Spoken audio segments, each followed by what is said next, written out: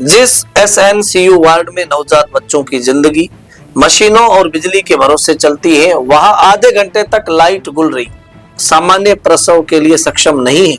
क्या जैसलमेर की माताएं अचानक इतनी कमजोर हो गई है या फिर अस्पताल में ऑपरेशन को मजबूरी नहीं व्यवस्था बना दिया गया है? जैसलमेर के राजकीय जवाहर अस्पताल से एक बार फिर ऐसी तस्वीर सामने आई है जिसने स्वास्थ्य व्यवस्था की सांसें उखाड़ दी है। नमस्कार, मैं हयात कलीम मेहर और आप देख रहे हैं द बवाल।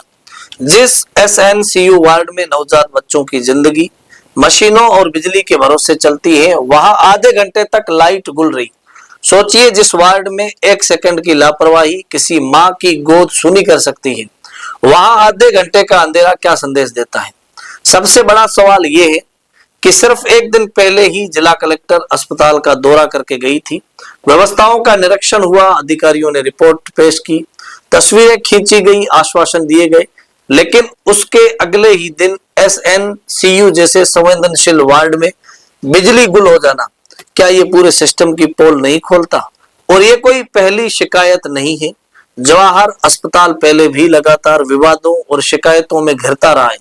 कभी डॉक्टरों की कमी, कभी अव्यवस्था, कभी मरीजों से दुर्व्यवहार, तो कभी इलाज में लापरवाही के आरोप। लेकिन इस बार मामला सीधे नवजात बच्चों की जिंदगी से जुड़ा है। द बवाल की टीम जब अस्पताल पहुंची और मरीजों और परिजनों से बात की तो कई चौंकाने वाली बातें सामने आई। लोगों का आरोप यह भी है कि अस्पताल में होने वाली लगभग 90% डिलीवरी सर्जरी से करवाई जाती है। अब सवाल उठता है कि आखिर ऐसा क्यों? क्या सच में इतनी बड़ी संख्या में महिलाएं सामान्य प्रसव के लिए सक्षम नहीं है? क्या जैसलमेर की माताएं अचानक इतनी कमजोर हो गई है या फिर अस्पताल में ऑपरेशन को मजबूरी नहीं व्यवस्था बना दिया गया है? लोग सवाल पूछ रहे हैं, क्या सामान्य डिलीवरी से बचने के लिए सर्जरी का रास्ता आसान बना दिया गया? क्या मरीजों को पूरी जानकारी दी जाती है? क्या हर केस में ऑपरेशन मेडिकल जरूरत होता है या फिर सिस्टम की सुविधा?